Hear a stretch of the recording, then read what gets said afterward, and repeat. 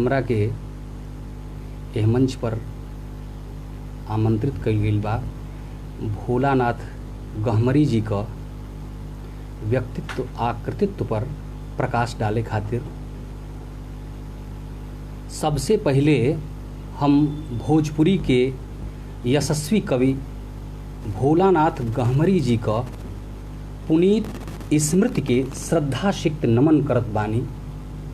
साथे भोजपुरी द सोल of millions Facebook page का संचालक गण के सादर आभार ज्ञापित कर रहल बानी जे हमके एह पेज पर गहमरी जी के समझे बूझे आ उन पर कुछ बोले बतियावे खातिर आमंत्रित कइल। आ हम बहुते आभारी बानी डॉक्टर शंकर मुनि राय जी के जे हमके एह महत उद्देश्य खातिर निवतलन आ एकरा लायक समझलन। आज भोजपुरी आपन हीनता बोध से बाहर निकल के ओह मुकाम पर पहुँच गइल बिया जहाँ पहुँच के कौनो बोली भाषा क पीठिका प्राप्त करेले।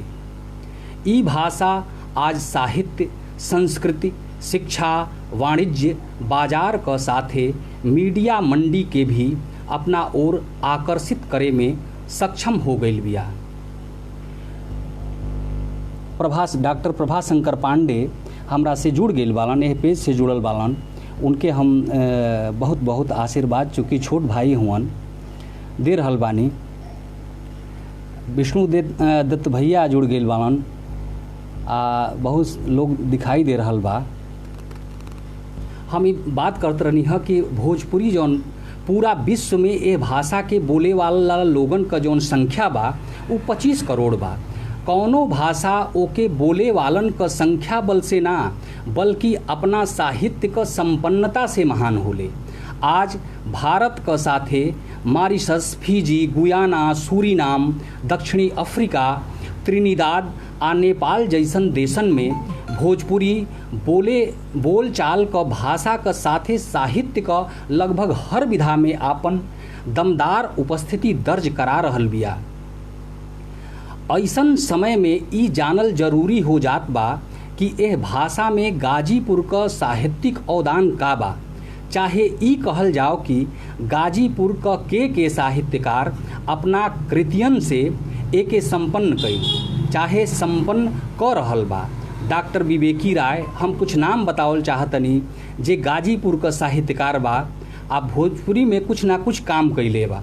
ओमे डॉक्टर विवेकी राय, श्री कृष्ण राय हृदयेश, पंडित गौरी शंकर मिश्र मुक्त, विंध्याचल राय अचल, भोलानाथ गहमरी, राम बचन शास्त्री अजोर, वंश नारायण सिंह मनज, वंशराज सिंह, गौरी शंकर राय विमल, अनंत देव पांडे अनंत, राम वृक्ष राय विधुर, गिरजा Shankar Rai Girjesh, Harivansh Pathak Gumnam, doctor Ashok Dwivedi, doctor Kamlesh Rai, doctor Awadhesh Pradhan, doctor Rajeshwari Sandilya, doctor Babban Pandey, doctor Ved Prakash Pandey, आनंद संधिदूत, विनय राय बबुरंग, गोबर गणेश, मिथिलेश गहमरी, ओम धीरज, ऋषि मुनि तिवारी, सूरज पांडे अकवि, विजय नारायण यादव, मणिंद्रनाथ लाल मणि, कपिल मुनि Pankaj, doctor MD Singh, engineer Sanjeev गुप्त आ कामेश्वर द्विवेदी जैसन गाजीपुर का तमाम स्वनाम धन्य साहित्यकार लोग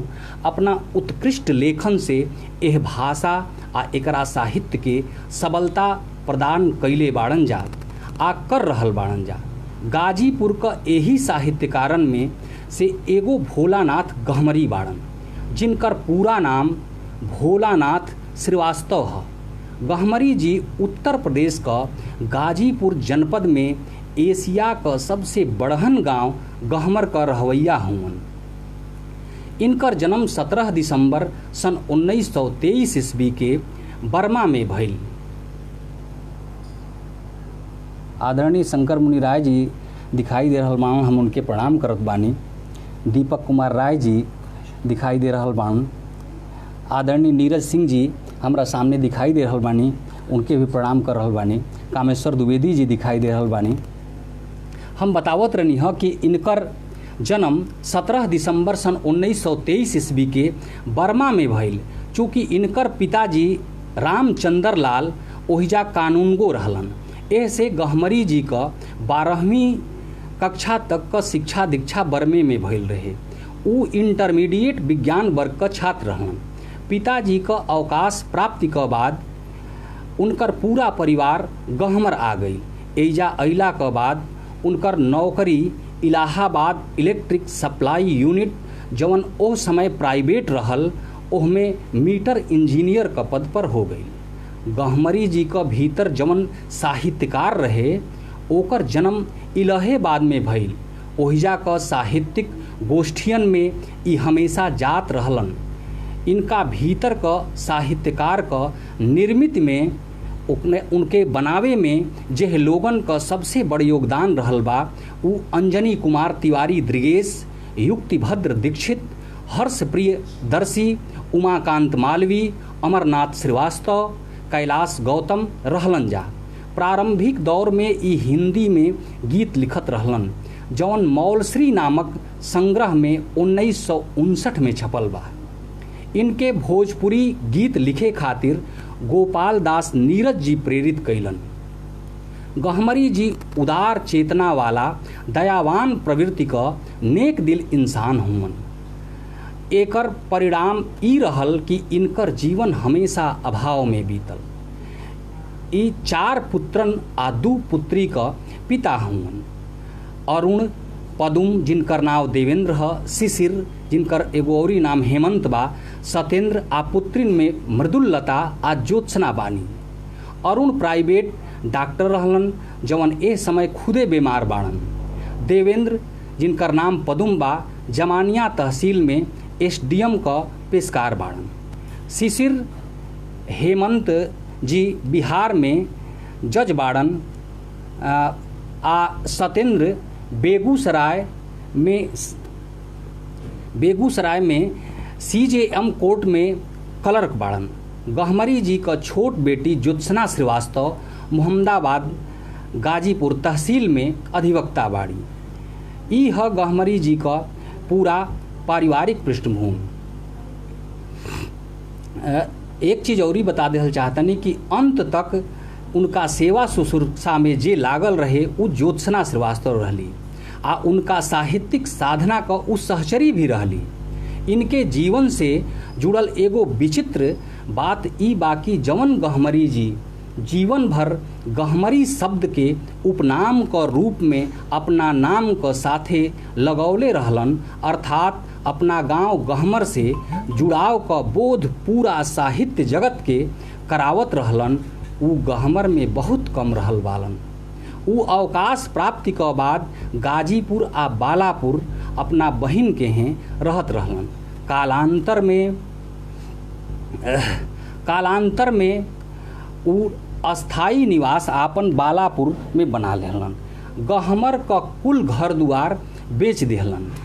गहमरी जी गीत लिखत आपन स्वभाव आ अभाव में गला कैंसर से पीड़ित अवस्था में 76 बरिस 9 महीना 22 दिन का जिंदगी जियत 8 दिसंबर सन 2000 के गोलोकवासी हो गईलन। गाजीपुर का कृतज्ञ लोग इनका नाम पर भोलानाथ गहमरी सभागार बनवौले बाड़न जा, जवन एह जनपद का साहित्य का प्रति उदारता का द्योतक बा। गहमरी जी का लेखन का शुरुआत सन 1955 में होइल रहे। पीयूष श्रीवास्तव जवन पीसीएस जे एघरी बालन जज बालन, वो प्रणाम करत बानी। हमू उनका के आशीर्वाद दे रहल बानी, अभिवादन करत बानी। आ उनकर पौत्र हुआनी। हम बतावत रहनी है कि गहमरी जी का जौन लेखन बा उ सन 1955 में शुरुआत भइल ओकर। आ ई बात उ आपन किताब लोक रागनी में लिखले बाड़न। इनकर कुल प्रकाशित कृति 6 गो बाड़ी स, जौना में 3 गो भोजपुरी आ 3 गो हिंदी का बा। मौल श्री हिंदी कविता संग्रह जवन सन 1959 में प्रकाशित भइल। लोहे की दीवार हिंदी नाटक है, ई सन 1975 में प्रकाशित भइल। लंबे हाथ हिंदी नाटक है हो, आ ई सन 1973 में प्रकाशित भइल। आज भी तीनों हिंदी कृति अप्राप्य बा, उ मिलत नहीं थे। उनका लड़की से हम पता कैनी, लड़कन से पता कैनी, लेकिन वो कहीं मिल ना पौलस। यह तीनों हिंदी कृतियन का साथ उनकर 3 गो भोजपुरी गीत संग्रह बा प्रकाशित भइल आ जवन गहमरी जी के प्रसिद्धि का शिखर पर पहुँचौलस। पहिलका बयार पुरवैया जौना में 55 गो भोजपुरी गीत संग्रहित बा, सन 1964 में छपल। दूसरका अजूरी भर मोती आ जौन 1978 में प्रकाशित भइल, 1978 कहते हैं। दूसरका जौन बा अजूरी भर मोती जौन 1980 में प्रकाशित भइल आ ओकरा में 78 गो गीत संग्रहित बा। तीसरका लोक रागिनी जौन सन 1995 में छपल आ एह में 151 गो भोजपुरी लोक गीतन का संग्रह बा। एकरा अलावे उनकर 3 गो भोजपुरी कृति अप्रकाशित रह गई स, जवन आज तक प्रकाशित ना हो सकल। उ कहीं फूल कहीं कांटा भोजपुरी कविता संग्रह रहे, थाती भोजपुरी उपन्यास आ परछाही भोजपुरी प्रबंध काव्य रहे। एकर वर्णन डॉक्टर विवेकी राय भी कैले बालन आ बड़ा पछतावा व्यक्त कैले बालन कि परछाही नियर प्रबंध काव्य भोजपुरी संसार के मिले से रह गई। और गहमरी जी भले 3 गो हिंदी का रचना कैले बाड़न लेकिन उनकर जवन पहचान का आधार बा उ हिंदी नाही बल्कि भोजपुरी का 3 गो संग्रह बा, जौन गहमरी जी के भोजपुरी गीतन का राजकुमार बना देहलस। हमरा सामने राजकिशोर जी बहुत बढ़िया जानकारी दे रहल बानी, कह रहल बानी वहाँ का। हम सबके प्रणाम करत बानी, सबके हम पहचान नहीं पावत, तो बीच बीच में बात होत रही। गहमरी जी पर मूल रूप से आवल जाओ। कवि भोलानाथ गहमरी के समझे खातिर ई जरूरी बा कि उनका गीतन का साहित्यिक विवेचना का साथे सांगीतिक आ लोक तात्विक विवेचन कइल जाओ। बहुत लोग इहो आरोप लगावेला कि गहमरी जी का साध्य मने उद्देश्य लोक राग संरक्षण रहल ह आ साधन का रूप में उ कविता चाहे काव्यत्व का उपयोग करत रहलन। ई पूर्णतः गलत बा, एके हम पूर्ण रूप से गलत मानत बानी। गहमरी जी लोक कवित्व आ संगीत का समन्वित योग हुवन, उनका में तीनों मिलल बा। चाहे एके ई कहीं कि यह तीनों का सुन्नर सुमेल उनका में रहल बा। यह संतुलन का बनौले रखे का क्षमता अगर केहू में बा कि ओकरा में संगीत साहित्य कुल मिल रहे तो उ गहमरी जी बालन। बयार पुरवैया होखे, अजूरी भर मोती होखे, चाहे लोक रागिनी, ई विशेषता उनकर यह तीनों गीत संग्रहण में मिल जाई। गहमरी जी लोक राग आ गीत दोनों के एक साथे सधले रहल हैं। सही कहल जाओ तो कविता का असली श्रृंगार गीते है। समकालीन हिंदी कविता का वरिष्ठ कवि अरुण कमल लिखले बाड़न की गीत लिख पाना साधना की चरम परिणति है। हर अच्छी कविता की इच्छा अंततः गीत बन जाने की होती है। निश्चित रूप से गीत लिखल साधना का चरम परिणति है। आ ओहू से खास बात ई बाकी ओह गीतन में कौनो कवि लोक राग के संचय का संरक्षित करे का काम करत बा तो ऊ काम औरी महत्वपूर्ण होई। कवि गहमरी अपना गीतन में एह बात का विशेष रूप से ख्याल रखत गीत रचना कैले बाड़न। यही क्रम में एहिजा एगो औरी बात बतावल जरूरी बा। कहल जाला कि भोलानाथ गहमरी का प्रसिद्धि उनका आगे आगे चलत रहल हिय। असल में उनकर एगो गायकन का लमहर शिष्य परंपरा रहल ह, जवन इनकर मनहर गीतन के सुंदर स्वर देत रहलन जा।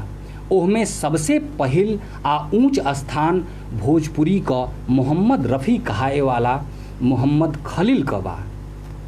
गहमरी जी मोहम्मद खलील का बा। ई बात हम आप लोगों के ऐसे बताओ तनी कि उनकर प्रसिद्धि खाली गायन से माने गीत लिखला से ना, उससे ज़्यादा गायन से रहे। शैलेंद्र भैया दिखाओ लौकत बाड़न, उ हमरा जनपद का बढ़हन नवगीतकार हुवन, बहुत बढ़िया प्रस्तुति कह रहल बाड़न। प्रणाम करत बानी हम उनके। आगे बत कही शुरू कल जाओ। गहमरी जी यह बात का पुष्टि करत लोक रागिनी का कुछ बातें अपनी भी में लिखले बाड़न।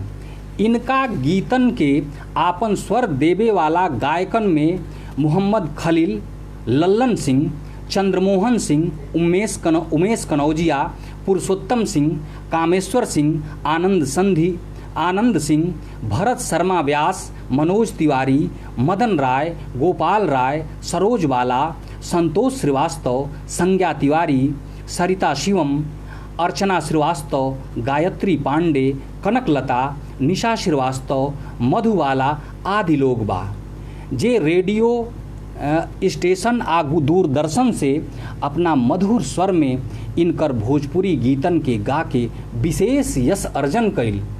गहमरी जी सबेरा, बैरी कंगना आ बहिना तोरे खातिर का अलावे कई गो भोजपुरी फिल्मन खातिर गीत लिखलन। बाकी जौन फिल्म डायरेक्टर रहलन उन्हीं का अश्लील मांग पर खिन्न होके दुखी होके फिल्म में गीत लिखल छोड़ देहलन। गहमरी जी सन 1978 में अवकाश प्राप्ति के बाद गाजीपुर नगर में किराया का मकान में रहत रहलन। उ गाजीपुर अइला के बाद एगो साहित्यिक परिवेश एहजो निर्मित कैलन। साप्ताहिक गोष्ठियन का आयोजन करौलन, बड़ बड़ कवि सम्मेलन करावे लगलन। इनकर गाजीपुर का कवि मित्रन में डॉक्टर विवेकी राय, हरिवंश पाठक गुमनाम, कुमार शैलेंद्र, राम बचन शास्त्री अजोर, वंश नारायण सिंह मनज, गजाधर शर्मा गंगेश, जफर गाजीपुरी, हरिनारायण सिंह हरीश, अनंत देव पांडे, दुर्गा तिवारी, विजय शंकर त्रिपाठी आ प्रेम शंकर चौबे रहलन जा।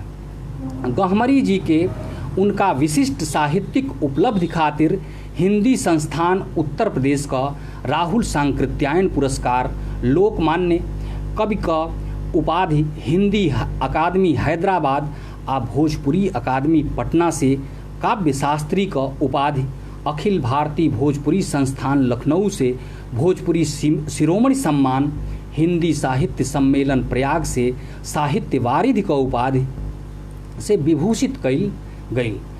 एकरा अलावे उ अखिल भारतीय भोजपुरी साहित्य सम्मेलन का 14वां अधिवेशन का अध्यक्षता कैले रहलन, जवन अपना आप में एगो बढ़हन उपलब्धि बा। ई अपना अंतिम समय तक रेडियो आ दूरदर्शन का लोक भाषा पर आधारित कार्यक्रमन का स्वर परीक्षक रहलन। इहे ना भूतपूर्व प्रधानमंत्री का समय में लाल किला पर लोक भाषा कवि सम्मेलन में ई भोजपुरी भाषा का प्रतिनिधित्व कैले रहलन, जेमें धरती से पूछे असमनवा कि कोखी तोरे कितने ललनवा गीत सुन के इंदिरा गांधी इनके अपना आवास पर आमंत्रित कैले रहली आ विशेष रूप से सम्मानित कैली।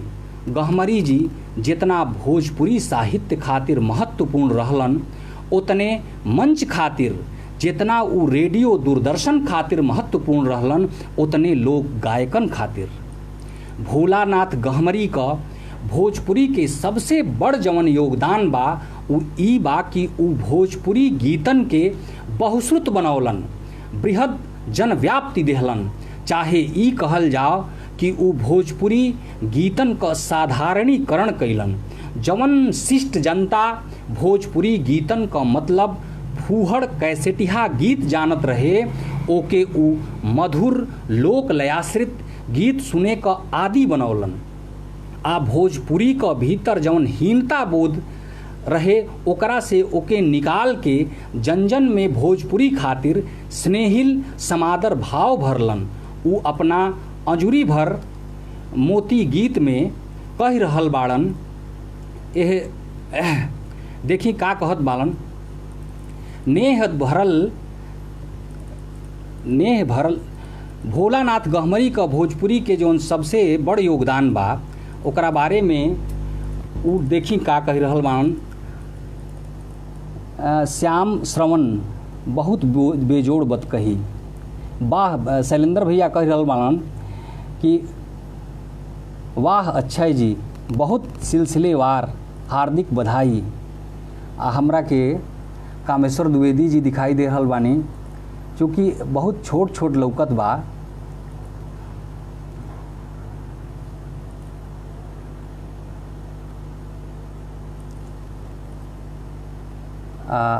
शंकर मुनि राय, कैसेटिया बाह रे शब्द। निश्चित रूप से भैया वो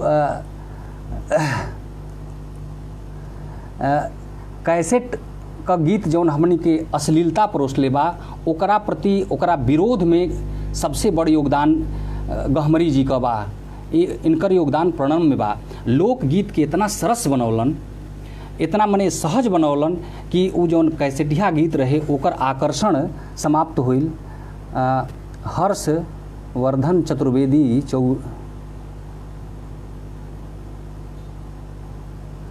बहुत बढ़िया भोजपुरी बोलत बानी आ समझावत बानी। रउआ लाजवाब सर, मार्गदर्शन खातिर धन्यवाद। बहुत बढ़िया। हम ई बतावत रहनी हाँ कि भोलानाथ गहमरी का गहमरी जी भोजपुरी के जौन सबसे बड़ योगदान के बारे में बतावत रहनी हाँ। अब देखें वो जौन हीनता बोध से निकाल के जन जन के भोजपुरी खातिर जौन स्नेहिल भाव दिले रहलन, उनकर भोजपुरी अजूरी भर जौन मोती बा ओकर जय हिंदी जय भोजपुरी शीर्षक गीत में का कह रहल बाड़न।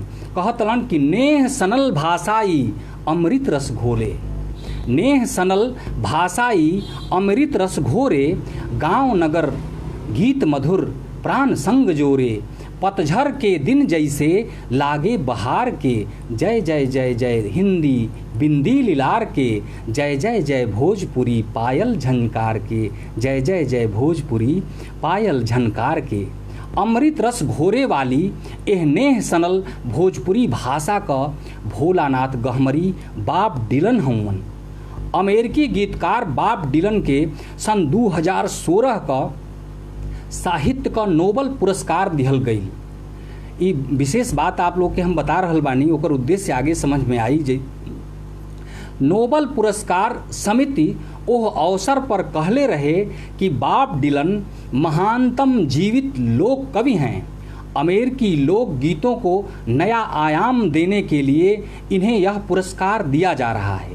कवि भोलानाथ गहमरी भी भोजपुरी लोक गीतन के नए, चूँकि यही में फ़ोन आ गई है, अमेरिकी लोक गीतन के भोलानाथ गहमरी जी भी एगो नया आयाम देले बाड़न। उ अपना संख्या क दृष्टि से सबसे बड़ संग्रह लोक रागिनी जौना में 151 गीत एके ई भोजपुरी, हाँ ये फ़ोन आ जाता है यहीं पर, ये तनी डिस्टर्ब कर रहल बा। हाँ हम बतावत रहनी हाँ कि संख्या क दृष्टि से आपन सबसे बड़ जौन संग्रह बा लोक रागिनी जौना में 151 गो गीत संग्रहित बा, एके ई भोजपुरी लोक गीतन क संग्रह लिखले बाड़न। उ भोजपुरी क मृत प्राय लोक गीतन के नया जीवन देले बाड़न। भोजपुरी क सुकुमार सुकोमल भावना क गीतकार गहमरी बयार पुरवैया में संग्रहित अपना भटकल भूलल मीत शीर्षक गीत में गीत क प्रति आपन पोढ़ प्रतिबद्धता के दर्शावत लिखले बाड़न। देखी का लिखले बाड़न।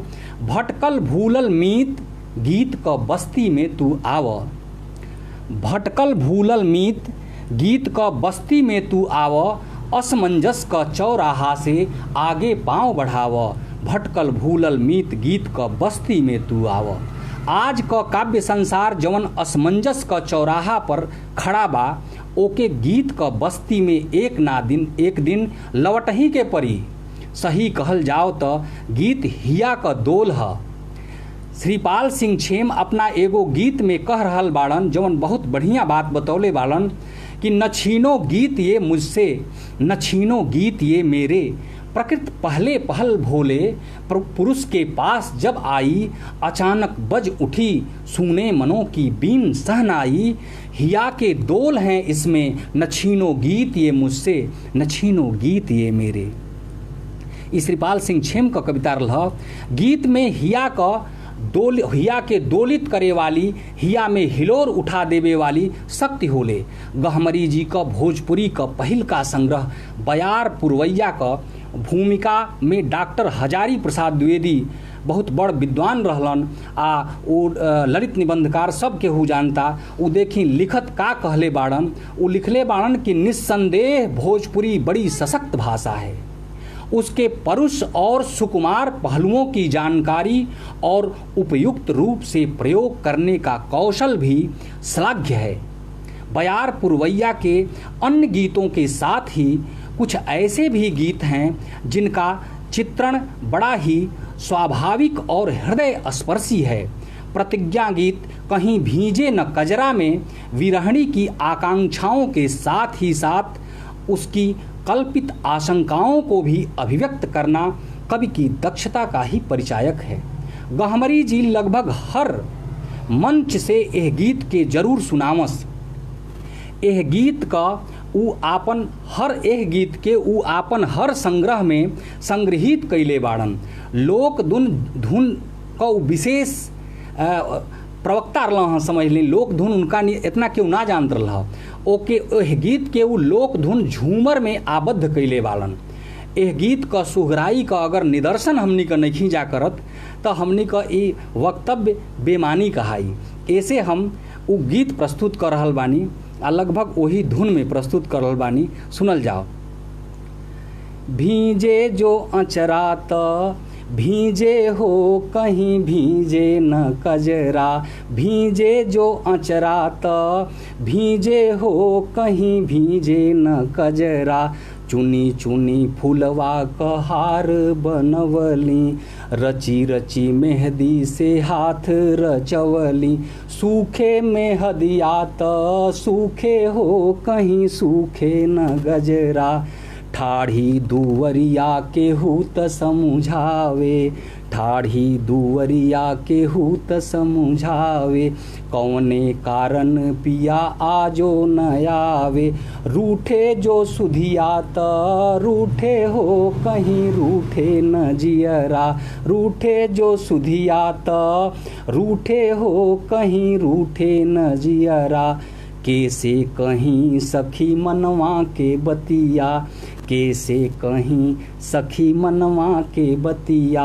बैरिन भइल विश्वास लीरतिया, घेरे अनहरिया त घेरे हो कहीं घेरे न बदरा। भरलो पीरितिया क छल के गगरिया, बीते ले रतिया क पिछली पहरिया। टूटे तरैया त टूटे हो कहीं टूटे न असरा। टूटे तरैया त टूटे हो कहीं टूटे न असरा। बहुत बहुत धन्यवाद शैलेंद्र भैया के। शंकर मुनि राय जी भैया लिखत न कोट सा बधाई पांडे जी। अब हम आगे ए पर चर्चा कल जाओ, सुनल जाओ, रोचक रही। अगर ध्यान आप लोग देव जाता गहमरी जी पर बहुत कम उनकर चूँकि सांगीतिक रूप ही सब देखौले बा, साहित्यिक रूप पर कम चर्चा होइल बा आ साथे साथ उनका पर बहुत कम लिखलो गइल बा। ये एगो दुखद पक्ष बाटे भोजपुरी साहित्य का। जरूरत बा गहमरी जी के समझे बूझे का। गहमरी जी का इहे गीत ना, ये ध्यान दें जा, अधिकांश गीतन में मिश्री मतिन मिठास आ लोकज रसायन, लोकल रसायन जौना के कहल जाई, जौना के देशज रसायन कहल जाई, ऊ मिली जवन आज का भोजपुरी गीतन का नागर आस्वाद से नितांत भिन्न बा। साथे साथे उनका गीतन में शब्द पदन का नाद सौंदर्य अद्वितीय बा। दरअसल हर कवि का आपन काव्य मति गति होला, आपन कवित विवेक होला, जवन ओकरा के आपन अनुभव संसार संस्कृति आ परिवेश से मिलेला। गहमरी जी का काव्य मति गति आ कवित विवेक वर्मा, गहमर, इलाहाबाद, गाजीपुर आ बालापुर का प्राकृतिक परिवेश से महतारी मतिन मिलल वत्सल नेह का देन है। हिंदी काव्य मंचन का ख्यातिलब्ध मंच संचालक हरिनारायण सिंह हरीश जी गहमरी जी का सबसे नज़दीक रहल बाड़न। एक दिन ऊ हमके गहमरी जी का बालम चिरई का रहस्योद्घाटन कैलन, जवन उनके गहमरी जी बतौले रहलन। गहमरी जी का जौन बेहद चर्चित गीत बा उ लगभग हर प्रसिद्ध गायक अपना एके स्वर देले बा। आ उ गीत बाटे आई हो बालम चिरई, उह कौनो खोतवा में लुकैलू आई हो बालम चिरई। एहमे बालम चिरई का नाम आइल बा। बालम चिरई बर्मा का जंगल में मिले वाली एगो बहुत सुंदर चिड़िया का नाम है, जौना का दर्शन बहुत दुर्लभ होला। ई चिड़ई के गहमरी जी अलौकिक परम अव्यक्त सत्ता का प्रतीक का रूप में ले बाड़न, जेकरा का जीवन भर आत्मा रूपी ओ चिड़ई के एह गीत में देखल जाई। जीवन भर आत्मा रूपी जौन नायिका बिया हर जगह ढूंढ रहल बिया। कौना खोतवा में गहमरी जी का रहस्यवादी रचना है। दरअसल रहस्यवाद के या तनकी समझ लिहल जाओ, जौन रहस्यवाद उ भावनात्मक अभिव्यक्ति है जेके साधक या रचनाकार अलौकिक परम अव्यक्त सत्ता से आपन प्रेम प्रकट करे ला, जवन संपूर्ण सृष्टि का आधार है। ओह परम सत्ता के उ तलाशेला। उ आपन एह प्रेम के प्रकट करे खातिर आपन भाषा में नया प्रतीकन का सहारा ले लेला, जवन सामान्य लोगन खातिर अबूझ बन जाला।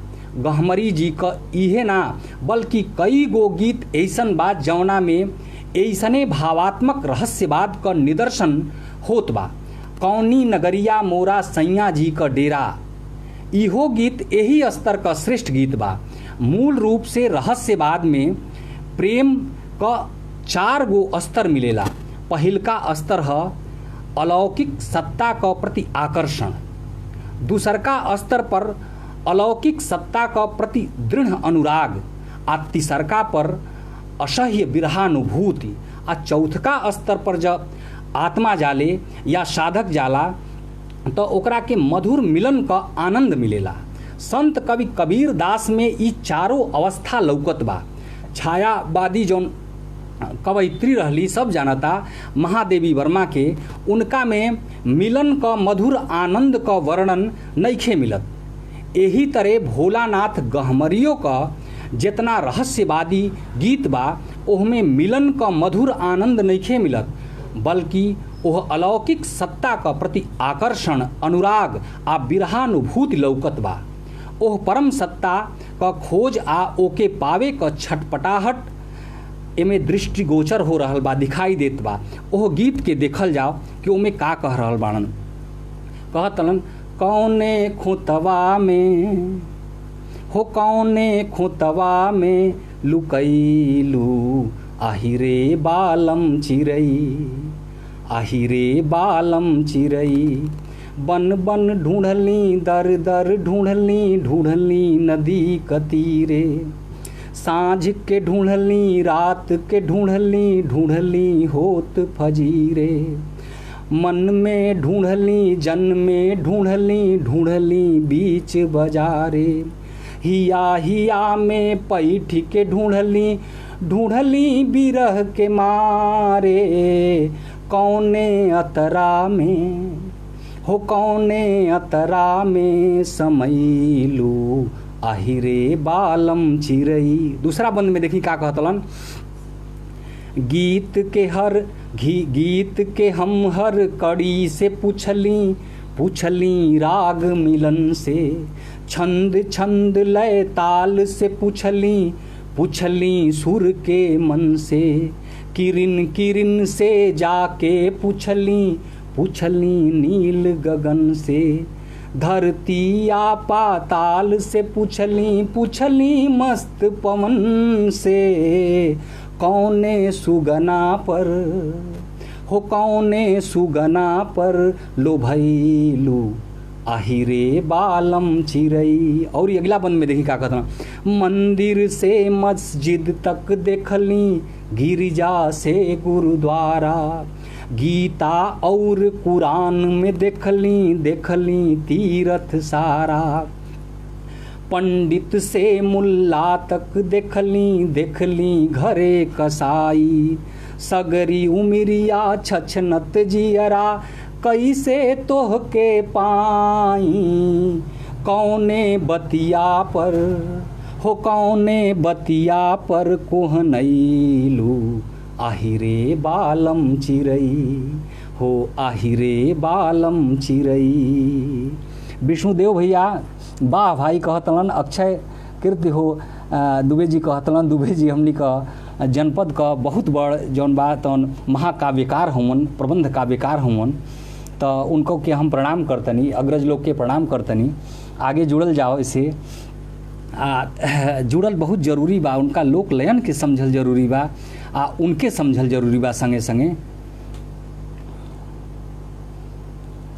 वाह, इतना दुरूह विषय पर सुंदर प्रस्तुति। प्रणाम बा, आपो के प्रणाम बा पुष्प कुमार महाराज जी। ई गीत जौन रहस्यवादी जौना के हम गीत कहतनी, निश्चित रूप से रहस्यवादी गीत बा। यह गीत का प्रशंसा करत आप लोग ई ना जानत हो जा, ई अजूरी भर मोती। पहले तो हम आप लोग के लोक राग तीनों हम किताब दिखा देहल चाहतनी। हई देखी जा लोक रागिनी, हई बड़ा दुर्लभ कृति लोक रागिनी कहतनी, बयार पुरवैया। एकर फोटो स्टेट हम करा के रखले बानी अपना पास। दूसर की कृति अजूरी भर मोती है बा, एहू के हम उपलब्ध कैले बानी कैसे हूँ। तीसर की है लोक रागिनी है। एह गीतन का देखी, हे गीत का जौन है अजूरी भर मोती बा, एकर भूमिका जौन बान तौन फिराक गोरखपुरी लिखले वालन, जौना के उनके सब के जानता कि बहुत बड़ गजलगो रहलन, गजलकार रहलन। उनका के साहित्य अकादमी नियर पुरस्कार मिलल बाटे। तो उ का लिखत हलन तनी देखल जाओ। एह गीत पर सबसे ज़्यादा एह गीत के उ प्रशंसित कैलन। कौना खोतवा में जौन गीत बा, भूमिका में वो ऊपर विशेष प्रभाव डलले बान, प्रकाश डलले बान। एह गीत का प्रशंसा करत उ का कह रहल बाणन रघुपत साय गोरखपुरी जी, कहतलन कि भोजपुरी गहमरी जी के निर्गुण त संत साहित्य के टक्कर देवे वाली हई। कौनो खोतवा में लुकैलू, आहिरे बालम चिरई के त कौनो मिसाले नाही बाए। वो अपन भाषा में लिखत हलन, गोरखपुरी वाली जौन भोजपुरी में लिखत हलन। सिंगार और विरह के जरिए संतन के निर्गुण तो बहुते पढ़ले सुनले बाटी, लेकिन इनकर निर्गुण सबसे हट के हवे। आगे कहत बाणन कि गहमरी जी प्रकृति के भी बहुत गीत लिखले बाटन, जौने में सिंगार के पुट दिहले से बड़ी खूबसूरती आ गई बाटे। बदरा बोवे निर्दैया रे दैया दर्द हजार में बड़ा चुभन बाय। गर्मी के गीत में रामायण के प्रतीक दे करके गहमरी जी बड़ा नायाब बात लिखले बाटन, जवन क्षेत्रीय भाषा में, लोक भाषा में हम सुनले नाही रहनी। इनके सिंगार के गीत में बड़ी सफाई बाय, गंदगी से दूर मन के गुदराय देवे वाला इनकर भाव बा। लाली लाली बिंदिया चुरावे मोरी निंदिया, चाहे भीजे ला अचरा त भीजे हो, चाहे आधी आधी रतिया का बोले कोई लरिया। जैसे गीतन के देखे से लागत बाय कि गहमरी जी के साहित्यिक साधना अपने आप में बेजोड़ बा। ई फिराक गोरखपुरी जी उनका बारे में लिखले बानी। हम ये कहना चाहते हैं कि निश्चित रूप से गहमरी जी का गीत साधना अपने आप में बेजोड़ बा। यह तीनों गीत संग्रहण के देखल जाओ तो यह कुल गीतन का 95% गीतन में प्रस्तुत चाहे अप्रस्तुत का रूप में प्रकृति चित्रण का आधिपत्य बा। कहल गईल बा कि हिंदी रीतकालीन कवि सेनापति जैसन प्रकृति का सूक्ष्म चित्रण कौनो भाषा का कविता में ना मिलेला। उ हर ऋतु का विशद आ सजीव चित्र उड़हले बाड़न। उनकर ग्रीष्म ऋतु पर एगो चित्र देखल जाओ। कहतलन वृष कौ तरनी तेज सहसौ किरण करी, ज्वालन के जाल बिकराल बरसत है, तपति धरती जग झरत झरन सीरी, छाह कौ पकड़ी पंथी पंछी बिरमत है। यह कविता में जवन पंथी या पंछी जेठ का दोपहरी का तपन से बचे खातिर छाह के पकड़ के बिलमत बाड़न, आराम करत बाणन स ओके और उदात्त भाव में गहमरी जी रामायण कथा का सांगरूपक रचत अपना अजूरी भर मोती का लक्ष्मण रेखा शीर्षक गीत में इतना सुंदर ढंग से कह रहल बाड़न कि फिराक गोरखपुरी नियर साहित्यकार इनका कवित्व विवेक पर लहालोट हो गई बाड़न। देखी का कहतन एहू के हम चूँकि हम सोचतनी कि उनकर गा के हम बतावल करी। बिना गौले पढ़लो में उतने समय लागी आ गौलो पर उतने समय लागी तनी सरस हो जाई, ऐसे हम गा के सुनावल चाहतनी। गर्मी जे खींचे ही चिबान, दिलीप कुमार पंकज जी सुंदर शब्दन के प्रयोग। उनकर लक्ष्मण रेखा में देखी हम मतिराम से सेनापति से हम उनकर तुलना के लिए बानी कि सेनापति से गहमरी जी 20 बालन 19 नहीं खन। वो देखी लक्ष्मण रेखा का माध्यम से एगो सांग रूपक रचतलन आ वही रामायण का प्रसंगन में कैसे जौन बा गर्मी का मौसम के गर्मी ऋतु के वो वर्णित करल बान। देखी गर्मी जे मारे ही चिबान बेकल मन हाफे हिरानवा। गर्मी जे आदरणीय शंकर मुनि राय जी कहतनी कि सुना दें, निश्चित सुनाई। गर्मी जे मारे ही चिबान बेकल मन हाफे हिरानवा। बिटिया किरीनिया पर चढ़ली जवानी, बिटिया किरीनिया पर चढ़ली जवानी। रेतिया क अनि बन दोपहरिया करानी, रेतिया पर नाचे बनी दोपहर के रानी। थिरक थिरक धई धई हाथ नचावे नटराज पवनवा। गर्मी जे मारे ही चिबान बेकल मन हाफे हिरानवा। अगला बंद में देखी का कहतलन। हाँ अगला बंद में देखी दिलीप कुमार पंकज जी कहते हैं जी गा के सुना दें। दूसरा बंद में सगरी हरियरी भैली बनवासी। सगरी संपूर्ण जौन हरियरी बा हरियाली बा बनवासी हो गई बा, हरियाली दिखाई ना देला गर्मी में। सगरी हरियरी भैली बनवासी धधकत अगिया लागल लंका नासी। धधकत अगिया लागल लंका नासी। बगिया बाँचल जैसे एक विभीषण कुटिया सिवानवा। कहतलन बाग वैसे बाँच गईल बा, बाग वैसे बाँच गईल बा जैसे कि लंका का जौन जरावतलन हनुमान जी में विभीषण का कुटिया बच गईल होके। आगे कहतलन निधिया से मांगे जब जीव, नदिया से मांगे जब जीव जिंदगानी। शंकर बहुत सुंदर प्रकृति के मानवीकरण के लिए बालन। मानवीकरण तो करते बालन भैया, लेकिन ये जौन सांग रूपक रचत बालन पूरा रामायण का उ सबसे महत्वपूर्ण बा। आ यही बिंदु पर यही के जौन बात फिराक गोरखपुरी जी विशेष रूप से भूमिका में वर्णित के लिए बालन। कहतलन नदिया जे मांगे सब, अरे नदिया से मांगे सब जीव जिंदगानी। के बाटे अजूरिया भर पानी। तड़पत फिरे दिन रैन, तड़पत फिरे दिन रैन। पियासल पंछी परानवा। आगे जौन बाटे अंतिम बंद में देखी का कहतलन, कितना बढ़िया वर्णन के लिए बालन। बरगद क पेड़ तर अजूबे बालो लेखा। बरगद क पेड़ तरे अजबे बालेखा। चारू ओरी छहिया खींचेले लक्ष्मण रेखा।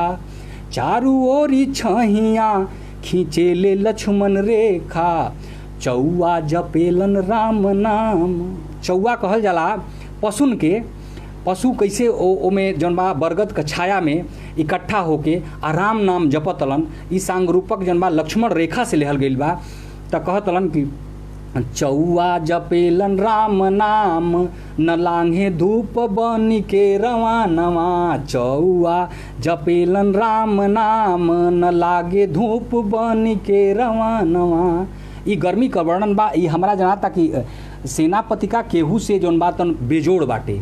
केहू होखे हिंदी का ए भोजपुरी का गीत केहू हिंदी का जौन जे गर्मी का चित्र का वर्णन कैले बा ओकरा पर ही हावी बा, ओकरा से बड़ बा। लहालोट बाह खाँटी भोजपुरिया, बहुत सरस अभिव्यक्ति। प्रणाम भैया कुमार शैलेंद्र जी कहत बालन। तो हम बतावल चाहतनी कि गहमरी जी तीनों गीत संग्रहण में कुल मिला के 284 गो गीत रचले बाड़न। तीनों के जोड़ल जाई तो उनकर गीतन का संख्या 284 होता। ई एगो अचरज का बात बा, विशेष ध्यान आप लोग के हम देवाल चाहतनी, ओकरा पर ध्यान देव जा कि 284 गीत रचले बाड़न। ई एगो अचरज का बात बा कि एगो लोक भाषा का जे सिद्ध कवि बा, जे प्रौढ़ कवि बा, वो अपना जीवन में एक से बढ़ के एक रचना कैले बा। 284 गीतन में गांव पर अभिकेंद्रित मात्र एगो गीत बा। हमरा जवन लागत बा उ ई कि इनकर जितना गीत बा उ कुल्हिए गांव का गीत है। हर गीत लोक तत्वन से भरल बा जवन गांव का थाती होला, आ हर गीत में गांव का बोध करावे वाली सरस प्रकृति का दर्शन होत बा। बयार पुरवैया का हमरो गांव रे शीर्षक गीत जवन इनकर गांव पर लिखल पूरा काव्य साधना का एकलौता गीत बा, ओके देखल जाओ। बाटे वो गीत ऐसे बा, ब्रजभूषण मिश्र जी गहमरी जी गीत जियत रहनी। एकदम निश्चित रूप से आपके प्रणाम करतनी। आदरणीय ब्रजभूषण मिश्रा जी बानी हमरा सामने, आ उ निश्चित रूप से वहाँ कहतनी कि वो गीत जियत रहलन। निश्चित रूप से उनका आत्मा में गीत बसल रहे। ये बहुत चर्चित गीत है, ऐसे हम सुनावल चाहतनी आप लोग के। कांट कूस से भरल डगरिया, जौन गांव पर उनकर केंद्रित गीत बा, ओके सुनी। कांट कूस से भरल डगरिया, धरी बचा के पाँव रे, माटी उपरा छानी छप्पर ऊहो हमरो गाँव रे। माटी उपरा छानी छप्पर ऊहो हमरो गाँव रे।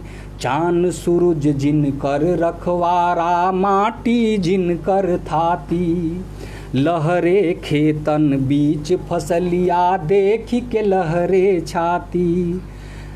लहरे खेतन बीच फसलिया, लहरी देख के लहरे छाती।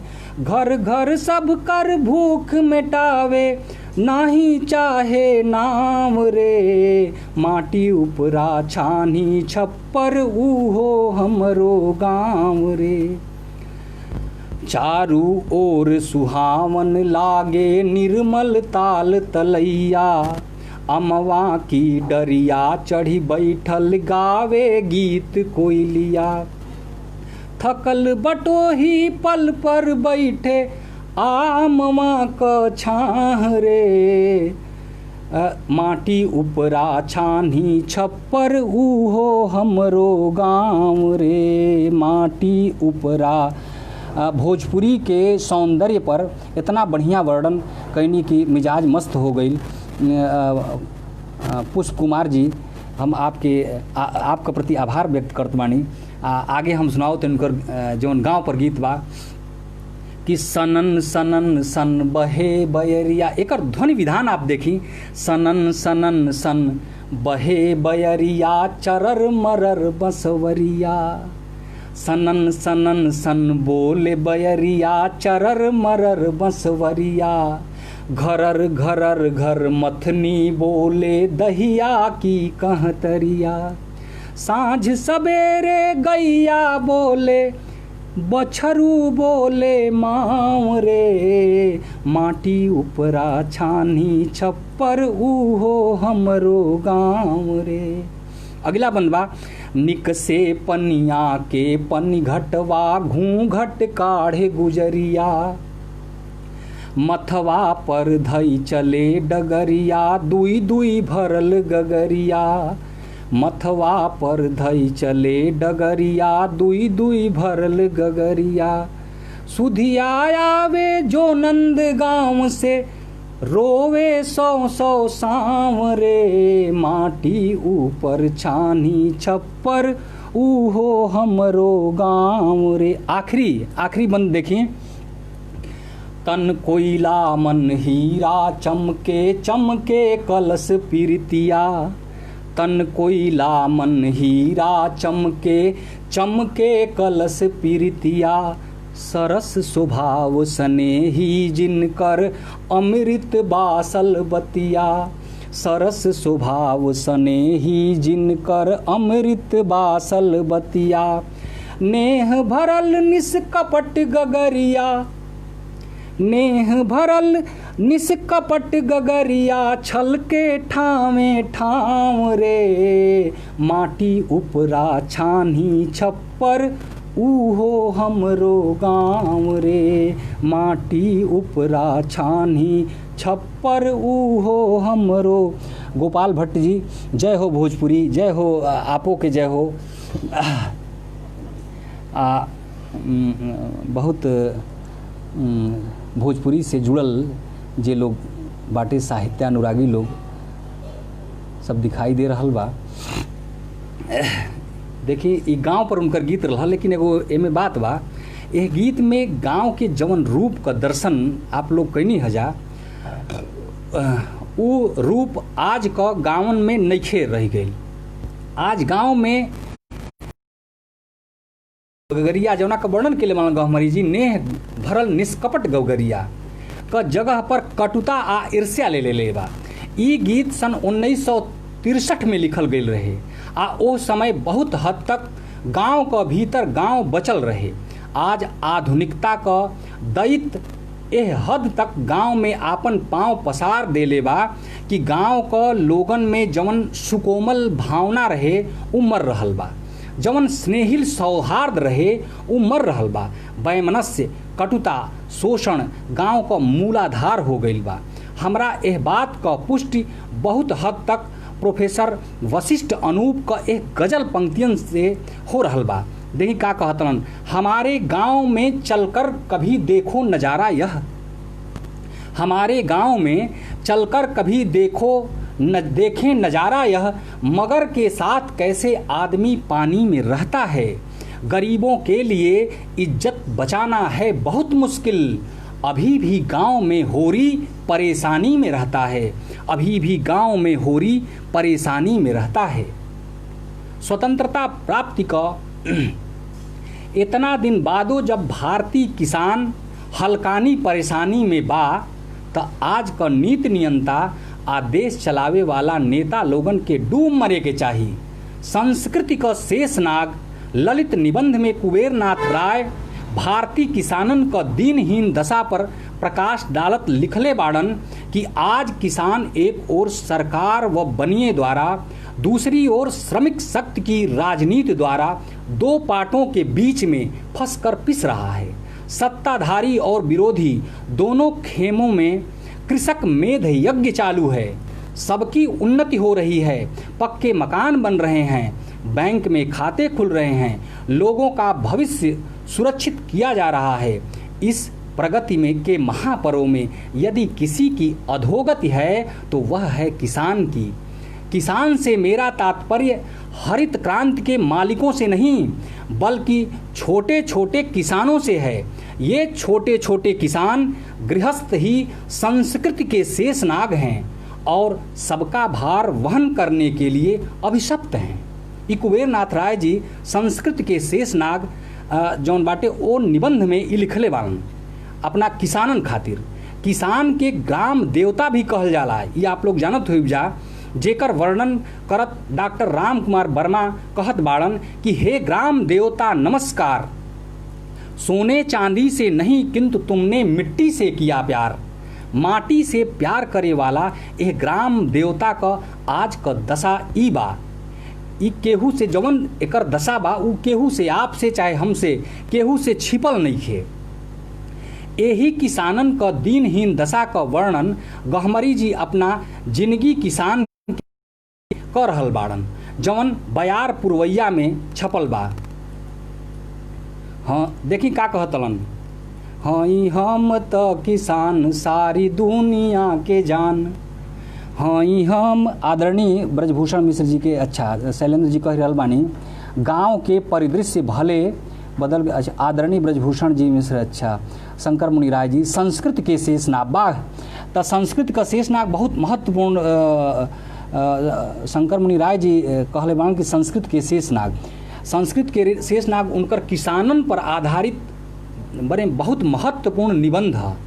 देखिए किसानन पर गहमरी जी का दृष्टि तन देखल जाओ, कहतन हई हम त किसान सारी दुनिया के जान, हई हम त किसान सारी दुनिया के जान, नाही ऊंच का मकान टूटी झोपड़ी देखात बा, नाही चयन जिंदगिया में पल ना शरीरिया में, दुख ना किसानिया में दुख, सुख ना किसानिया में दुख फरात बा, दिन खेत खरिहान रात सोवे के मचान, साँझ भइल या बिहान नाही हम के जनात बा, मिला के रहला में सूदिया के भरला में, सेठ जी के करजा में गल्ला तौलात बा, नाही बाँचे एको दाना, नाही बाँचे एको दाना, इह नाही बाँचे एको दाना, इह कैसन जमाना, आज सब अन्न लेई के अन्नदाता ऊ कहात बा, अरे मानुख से हीन जेबा प्यार से विहीन, अरे मानुख से हीन जेबा प्यार से विहीन, आज धरती से हीन त किसान ऊ कहात बा, आज धरती से हीन त। अब गहमरी जी सहज स्वभाव का आ अतार्किक गहिर संवेदना का एगो लोकजीवी जीवंत भोजपुरी गीतकार हवन।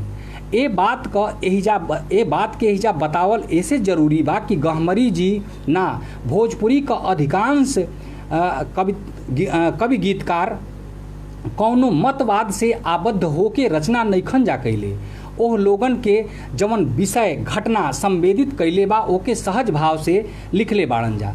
गहमरी जी भी ओही पात क कवि बाड़न, प्रकृति प्रेम, विरह, किसान, मजदूर, जवान, जवन विषय इनका हिया के छुअले बा ओकरा में जान भर देले बाड़न, ओह विषय के जागृत करे क पुरजोर कोशिश कैले बाड़न। गहमरी जी का जौना गीत पर इंदिरा गांधी प्रभावित होके इनके अपना आवास पर बुला के सम्मानित कैले रहली, ओह गीत के एहिजा रखल बहुत जरूरी बा।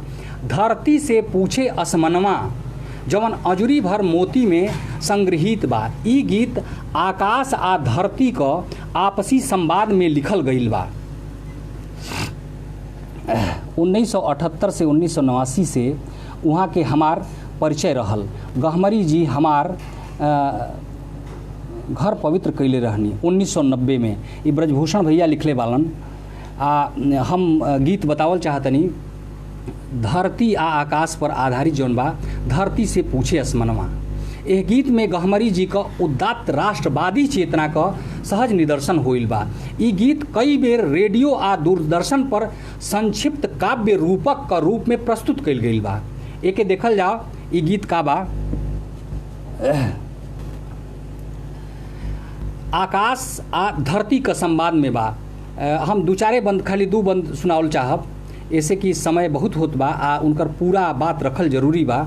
आकाश जैसे देखी का कह रहल बा, धरती से पूछे आसमानवा कि कोखी तोरा के तने ललनवा, धरती से पूछे आसमानवा कि कोखी तोरा के तने ललनवा। ये आकाश पूछ रहल बा, धरती का बता रहल बाड़ी, दुई चार होते भैया गिनती अंगूरिया, दुई चार होते भैया गिनती अंगूरिया, एकहू पठवती ना तोहरी दुआरिया, मंगती ना तोह से सरानवा कि कोखी मोरा के तने ललनवा, मंगती ना एकहू सरानवा की।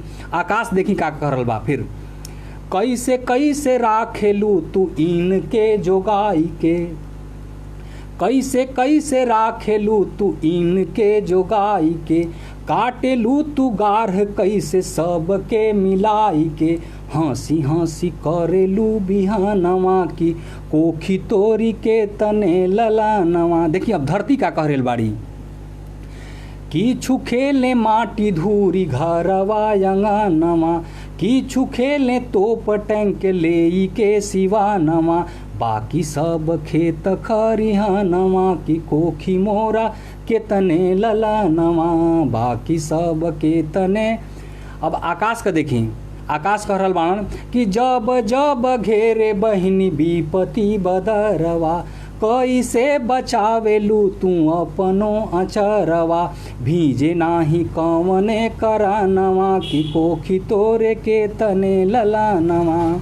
अब धरती का देखी संवाद, जब जब घेरे भैया विपत्ति बदरिया, जब जब घेरे भैया विपत्ति बदरिया, हाथे हाथ चमकी उठेले तरवरिया, ठावे ठावे ठाढ़ मोर जवानवा, कि कोखी मोर के तने ललानवा। अंतिम जौन बाटे आकाश का रहल बा ओके सुनल जाओ।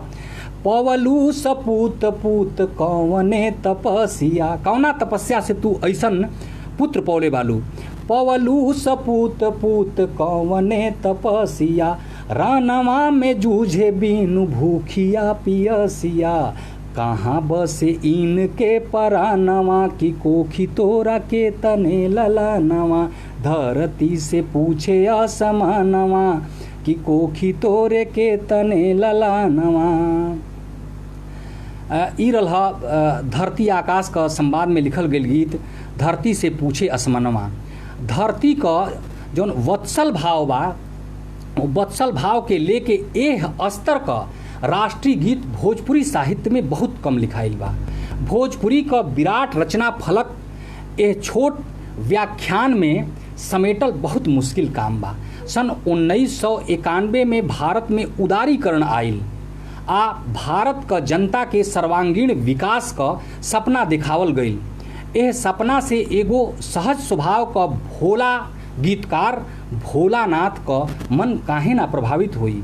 उ लहरे सपना शीर्षक गीत में जौन लोक रागनी में संग्रहित बा लिख रहल बाड़न कि हमरे देशवा में गावे गावे लहरे सपना, हमरे देशवा में गावे गावे लहरे सपना,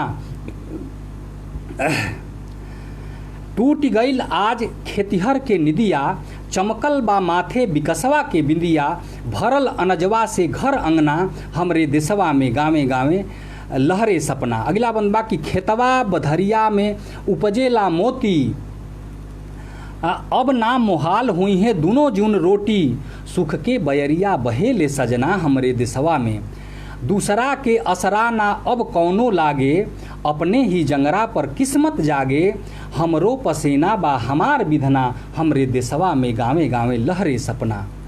यह गीत में जवन सबसे पोढ़ बंद पद बा ओहमे भाग्यवाद के नकार के कर्म के महत्ता प्रतिष्ठित कइल गइल बा। दूसरा के असरा ना अब कौनो लागे, अपने ही जंगरा पर किस्मत जागे, हमरो पसीना बा हमार विधना, दई दई कहला से कुछ ना हुई, हमहन का श्रम हमहन का ईश्वर ह। संत रैदास अपना एगो दोहा में कह रहल बाड़न, श्रम को ईश्वर जान के जे पूजहि दिन रैन, रविदास ऐसे दास को सदा मिले सुख चैन। यह गीत में गीतकार ओह सुख चैन का तलाश में बा जवन श्रम रूपी ईश्वर से मिल रहल बा। गहमरी जी एगो मासूम चित्त का कवि हवन। उ जितने मुलायम मन का व्यक्ति रहलन ह उतने मुलायम मनहर विधा का अपना भावाभिव्यक्ति खातिर चयन कैले रहल ह। गीत बहुते मासूम आ सुंदर विधा ह। बस शब्द आ अर्थ का संयोजन से कौनो गीत गीत ना कहाला ना हो जाला। एगो बढ़िया गीत खातिर ई जरूरी होला कि आप ओह गीत में का कह रहल बानी आ ओह में जवन बात आवत बा ओके कैसे कह रहल बानी, यानी कि शिल्प विधान। एकरा साथे इहो जरूरी बा कि ओह गीत में आप शब्द आ अर्थ का समंजन कैसे कैले बानी, ध्वनियन का अनुक्रम खातिर आप कितना सचेत बानी आ ओह गीत में अर्थ में कितना अनुगुंजित करत बानी। जब गीत में प्रतिध्वनन बोध लौके लागे, जब गीत में ध्वनि क्रम से अर्थ गूंज उठे, महाप्राणत्व जागृत हो जाए, तो यही के अंग्रेजी में साउंड इकोइंग सेंस कहल गईल बा। एही के परिमल क भूमिका में Nirala ji art of reading का आनंद कहले बाड़न। गीत रचना क एक खूबियन पर गहमरी जी बखूबी ध्यान देले बाड़न। डोले रसवंती बयरिया चैता ए संदर्भ में देखे लायक बा। वो चैता के हम सुनाओ तनी। डोले रसवंती बयरिया हो रामा। विष्णुदेव भैया लौकतलन, उनके हम प्रणाम करत बानी। बहुत आदमी लोग दिखाई देत बा लेकिन हम पहचान नहीं पावत, छोट छोट चित्र आवता। देखी चैता में का लिखतलन आ कैसन चैता बा। डोले रसवंती बयरिया हो रामा सगरी नगरिया। डोले रसवंती बयरिया हो रामा सगरी नगरिया। चैत चतुर चित चुप के चोरावे। चंदा चहकी चांदनी चटकावे। छलकल रस के गगरिया हो रामा सगरी नगरिया। अगला बंदवा। पीपरा के डारी लहरे कंचन पाती। पीपरा के डारी लहरे कंचन पाती। निमिया झरेले जैसे लवंग इलाची। खुली गईली गंध के गठरिया हो रामा सगरी नगरिया। अगला बंद देखी। ढरकली धरती के चढ़ली जवनिया। ढरकली धरती के चढ़ली जवनिया। देखते देखत जैसे हो गईली जोगिनिया। ओढ़े राम नामी ओढ़ी राम नामी चदरिया हो रामा सगरी नगरिया। ओढ़ी राम नामी चदरिया हो रामा। एकरा अलावे यह विशेषता से संबंधित बहुत उदाहरण यह तीनों संग्रहण में बा। जैसे उनकर चूँकि हम उल्टा कर दिल बानी, उनकर एगो सरस्वती वंदना ह उहो हम सुनावल चाहत बानी। इनकरा में इतना माने लयन में विविधता बा, इतना सुघराई बा कि ओकर मोह व्यामोह से हम वंचित नहीं रह पावत। ओके हम सुनावल चाहत बानी। देखी का कह रहल बान। एकरा में ध्वनि साम्य, ध्वनि पर तनी ध्यान देहब जाए आप लोग। आ ध्वनि साम्य पर। चरण कवल उगे मन के तलैया मैया शारदा। चरण कवल उगे मन के तलैया मैया शारदा। हंसी हंसी देई वरदान मैया शारदा। हंसी हंसी देई वरदान मैया शारदा। तार तार छेड़ी सातो सूर झनकारी। मोह के सपन से ही जग के उबारी। जप तप नेम के है बीना बजवैया मैया शारदा हो मैया शारदा। सगरे कला के रस खान मैया शारदा। आगे बंदवा कि संगमा में सोहे हंस चतुर ज्ञानी। दूधवा के दूध करे पनिया के पानी। गहिरे सगारवा क मोती चुगवैया मैया शारदा हो मैया शारदा। महिमा से रौरे महान मैया शारदा। लेखनी से नीक से ज्ञान गंगधारा। लेखनी से नीक से ज्ञान गंगधारा। एक बून दी होई पियास के सहारा।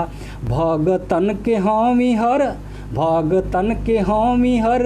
आस पूरवैया मैया शारदा हो मैया शारदा। लागे आठों पहर ध्यान मैया। आखिरी बंदवा कि बल बुद्धि विद्या विवेक गुण यागर। बल बुद्धि विद्या विवेक गुण यागर, एहि रे किरीन करे एक रे, एहि रे किरीन करे लोक के उजागर। जिंदगी की ज्योति दी अन्हार हरवैया मैया शारदा, जिंदगी के ज्योति दी अन्हार हरवैया मैया शारदा।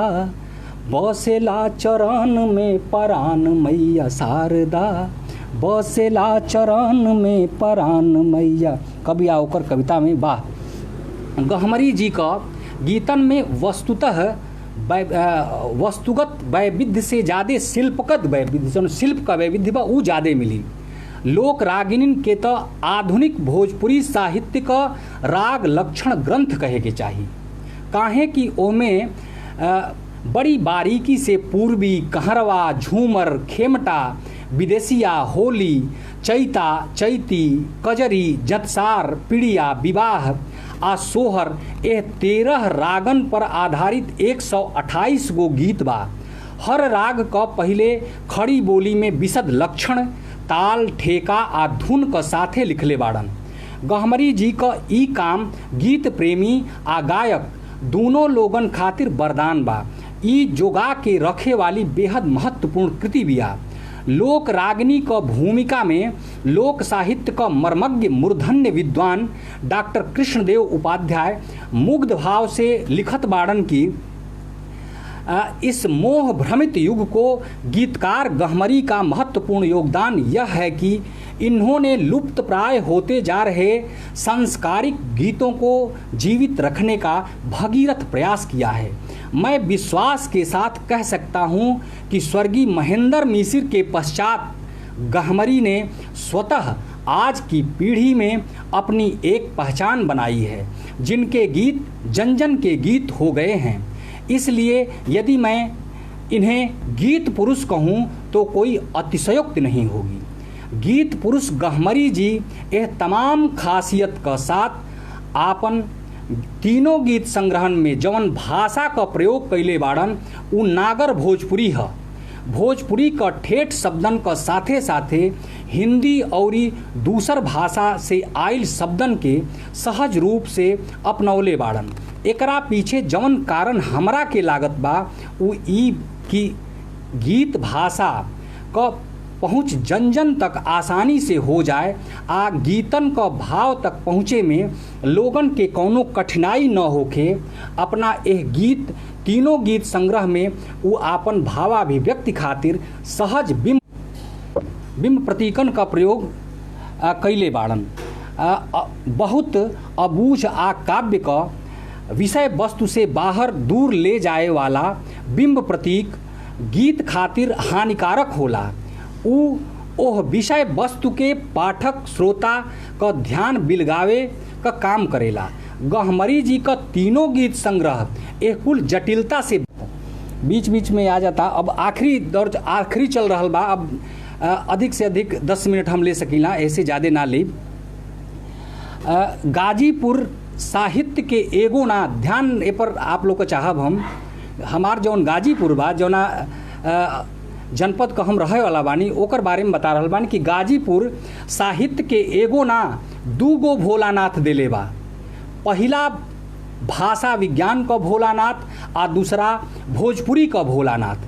दोनों अपना क्षेत्र का महारथी, दोनों अपना विषय में निष्णात, दोनों अपना विधा का विख्यात विभूति बाड़न।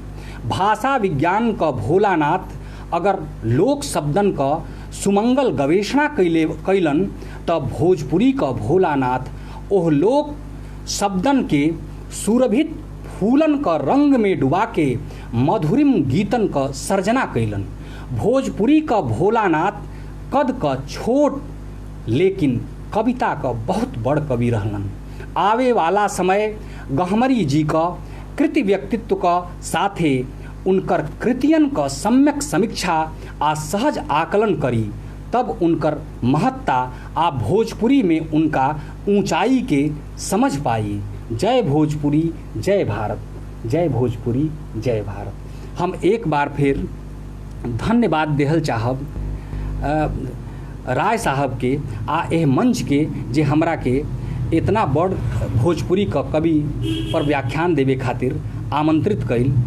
एगो चीज़ छूटल बा इनकर लोक रागनी से जौन गीत बा उनका कुछ गीत बाटन से जौना कर राग हम बतावल चाहतनी।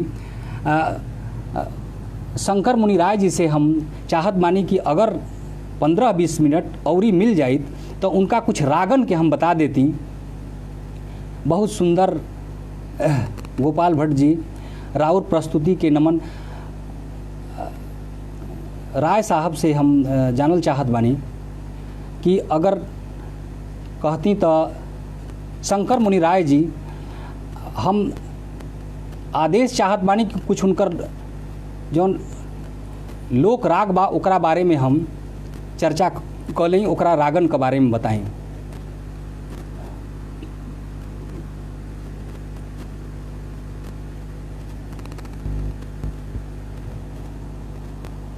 आदरणीय शंकर मुनि राय जी,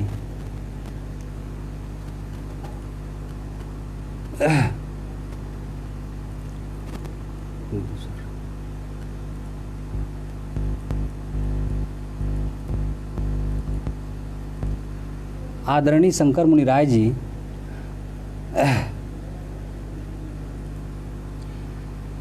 पूर्वी देखी एकरा में 13 गो जौन लोक रागनी बा ओकरा के हम लक्षण ग्रंथ कहले बानी। भोजपुरी के लक्षण ग्रंथ बा मन डोला देहन रहुआ। हम राय साहब से आदेश लेहल चाहतनी कि अगर समय होखे तनकी साउरी तो उनका भोजपुरी जौन लोक रागनी बा ओकरा के हम ओकरा बारे में तनी बतावल चाहतनी, रागन के बारे में। बाहरे अनुप्रास हाँ पूर्वी के बारे में देखी, पूर्वी के बारे में उ का बता रहल बालन। हम लोक रागिनी जौन उनकर लोक रागिनी किताब बिया उ भोजपुरी का लक्षण ग्रंथ बा, राग लक्षण ग्रंथ। रागन के बारे में बता आ उदाहरण देतलन।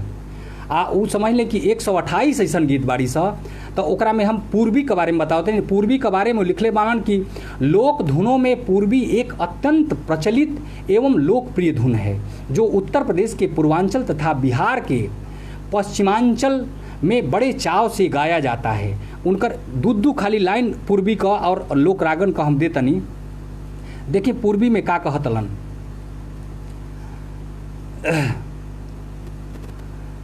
पूर्वी देखिए उनकर पूर्वी। कमनी नगरिया मोरा सैया जी क डेरा से कैसे जइबो ना अन जानी रे डगरिया राम कैसे जइबो ना। कमनी नगरिया मोरा सैया जी क डेरा, कमनी नगरिया मोरा सैया जी क डेरा। आहो राम कैसे जइबो नायन जानी रे डगरिया राम कैसे जइबो ना। ई पूर्वी है। ओकर अगला बंद देखी। अबले तरहली हमहूँ बारी रे अनारी सखी हो, अबले तरहली हमहूँ बारी रे अनारी सखी हो। से भारी भैली ना हमरी चढ़ली उमरिया राम भारी भैली ना। कल ना परेला निस दिन, कल ना परेला निस दिन कर के लाजियरा से हो बिरहिन रैना ना बरसे। आठोरे पहरिया राम बिरहिन रैना ना बरसे। आठोरे पहरिया राम।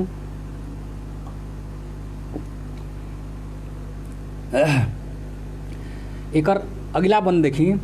जैसे बढ़ेला निसुदिन, जैसे बढ़ेला निसदिन दुई जी के चंदा हो। से जैसे बढ़ेला निसदिन दुई जी के चंदा से ओइसे बढ़े ना हमरो बिरहा के घरिया राम। से ओइसे बढ़े ना हमरो हिया में उगवली रची रची नेहिया के बिरवा से पिया बिनु ना भैली सुनी फूलवरिया राम से पिया बिनु ना। ई उनकर रलहा पूर्वी आ अब कहरवा एगो हम कहरवा का 2 लाइन खाली ऐसे ही उनकर 13 जौन लय बा ओकर 2 लाइन बस सुनाइब हम बस। अब शंकर मुनि राय जी कह रहल मान स्वागत बा। तो हम राग कहरवा के बारे में हम पहले ही बतौले बानी कि एक लक्षण ग्रंथ वो पहले लक्षण दे रहल बान कि राग कहरवा का है। खड़ी बोली में कहते हैं कि राग कहरवा अपने आप में विशिष्ट स्थान रखता है। लोकगीतों का बहुत कुछ दारोमदार कहरवा और कहरवा के ठेके पर आधारित है। तो ओके तनी देख लिहल जाओ कि कहरवा कैसन लिखले बाड़न। लिखतन उगली अजोरिया न ठहरे नजरिया लहर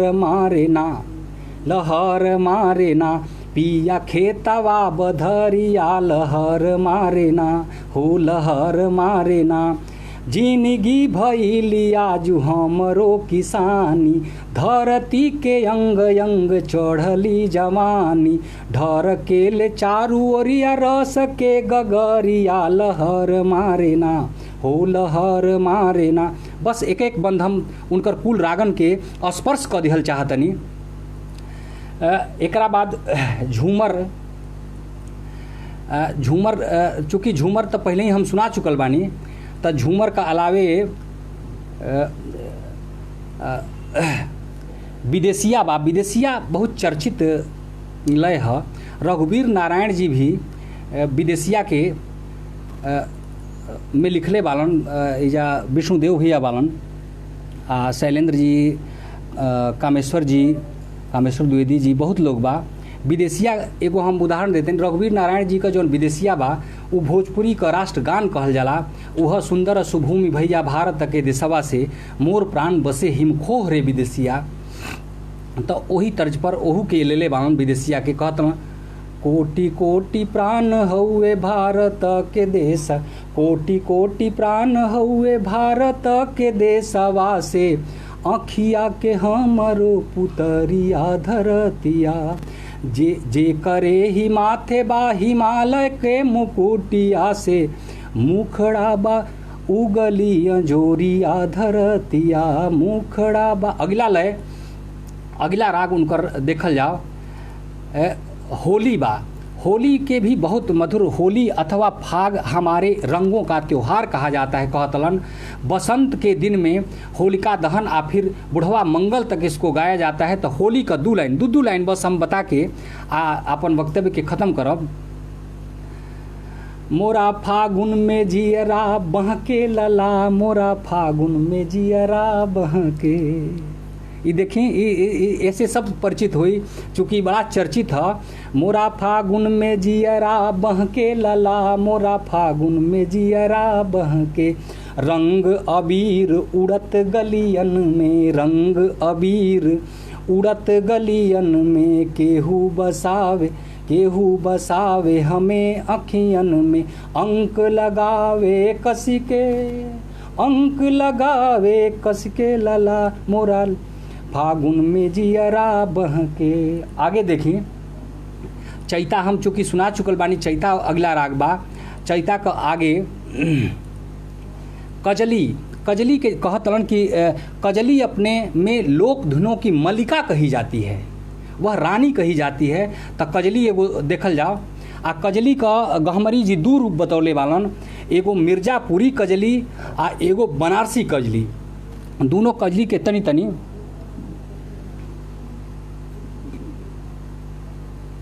गोरी घेरे घटा कजली देखी जा भैया ई का काला शैलेंद्र भैया। गोरी घेरे घटा गहराई के की बरसे गहराई के ना गोरी घेरे घटा लहराई के की बरसे गहराई के ना रिमझिम बहेले बयरिया बुनिया उतरे अटरिया रिमझिम बहेले बयरिया बुनिया उतरे अटरिया नाचे घूमि घूमि घुंघरू बजाई के कि घेरे घहराई के ना। अगला देखी ई रहा मिर्जापुरी आ एगो बनारसी कजरी का एकरा में उदाहरण दिले बावन, ओहू के हम प्रस्तुत कर चाहतनी। ब्रजभूषण मिश्रा कवि आ ओकर कविता में बहा के ले जाए के काम आप करतनी, बहुत बढ़िया भैया, प्रणाम करतनी आपके। और हम कजरी का कहत रहनी है कि कजरी के बारे में 2 प्रकार का कजरी का वर्णन कैले बावन। पहला मिर्जापुरी रहा आ दूसर की बनारसी। देखी बनारसी में का कहतलन, तनिका पूछ तू गोरिया सावन की बदरिया, तनिका पूछ तू गोरिया सावन की बदरिया, गगरिया कौने घाट से भरी। कि तनिका पूछ तू गोरिया सावन की बदरिया, गगरिया कौने घाट से भरी। रतिया साज सिंगार संवारे, नैना भरी भरी कजरा डारे। रतिया साज सिंगार संवारे, नैना भरी भरी कजरा डारे। मारे रहिया बिचवा कसी कसी के नजरिया, गगरिया कौने घाट से भरी। अगला बंदबा, छम छम बाजे ले पायलिया, बिचवा लागल कौनो छलिया। चलिया चले कि जैसे गोकुल के गुंजरिया, गगरिया कौने घाट से भरी। आखिरी बंदबा इनकर कि दियना अचरा बीच छिपा के, दियना अचरा बीच छिपा के, जाने ढूंढे कौन पिया के।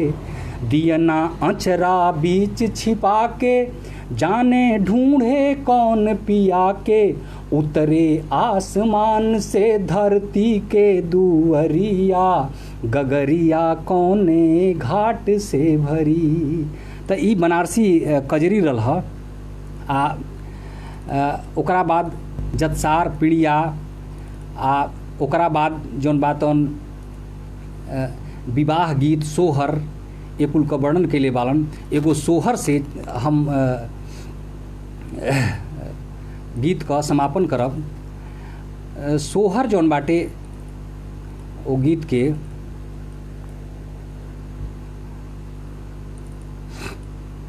हाँ मन नाही लागे उनकर शीर्षक एगो गीत बा सोहर। सोहर के बारे में देखी लोक साहित्य में वर्णन आइल बा कि सोहर शब्द शोभन शब्द से बनल है आ शोभन शुभ से बनल है, अर्थात शुभ पर गावल जाला। आ यही शोभन से हम समापन कल चाहब ए वक्तव्य का। ये लिखत अलन गहमरी जी लिखत अलन कि शुभ समय पर आ मूल रूप से पुत्र जन्मोत्सव पर यह गीत के गावल जात रहल बा। ओकरा में कहीं कहीं जवन माता बिया जौन पुत्र के जन्म दिले बिया ओकर विपत्ति के भी दुख कभी में वर्णन आइल बा। लेकिन ओकरा बाद जौन बा गहमरी जी से बाद में या जौन बात आधुनिक जब दौर आइल भोजपुरी साहित्य का, तो ओमे अशोक द्विवेदी चाहे बहुत जौन कवि बालन वो आधुनिक भाव बोध के लेके सोहर लिखलन कि देखी इनकर सोहर देखी।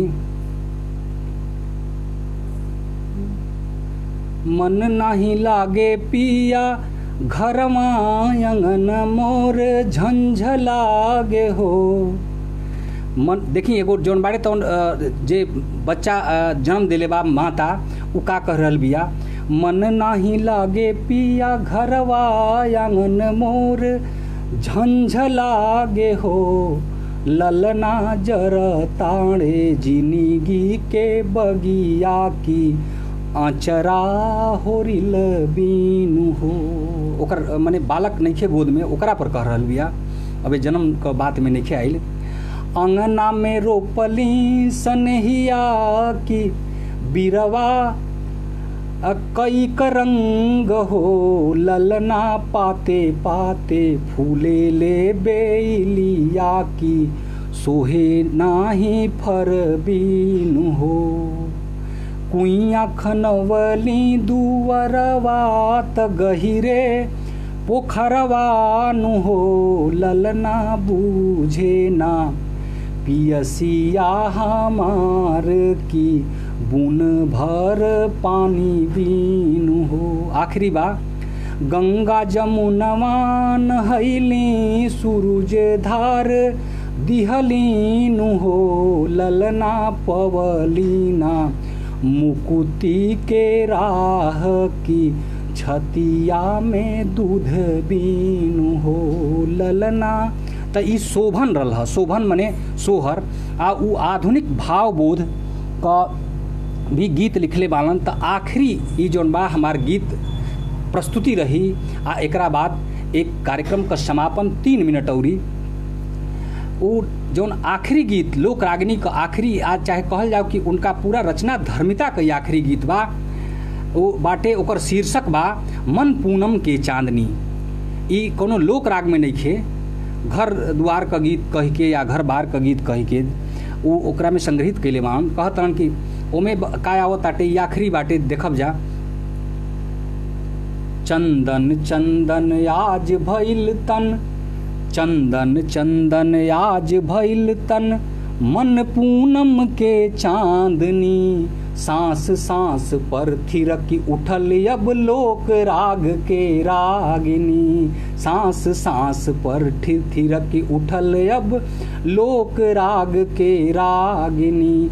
नंदन बन हो गईल जिनगिया मौसम सदा बहार के, अंग अंग पर रंग चढ़ गईल दर्पण थके निहार के, हर क्षण जियरा में नहिया का लहर उठे मंदाकिनी, मन पूनम के चांदनी हो, मन पूनम के चांदनी। आखिरी अगला बंद देखिए।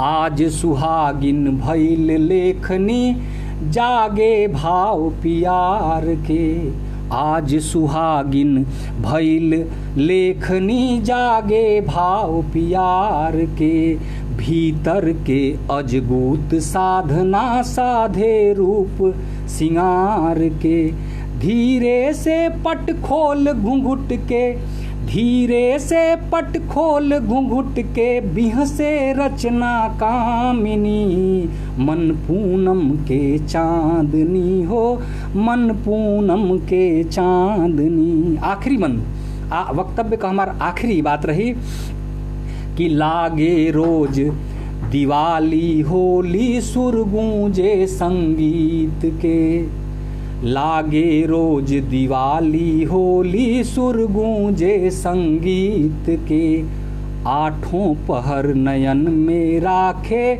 हीरा अस एहमीत के, डारे जादू गीत उमर पर, डारे जादू गीत उमर पर, कीरित पर मधुचासिनी, मन पूनम के चांदनी हो, मन पूनम के चांदनी, मन पून। यही मन के पूनम का चांदनी जौन बना रहल बानन भोलानाथ गहमरी, उनके हम सादर नमन कर रहल बानी।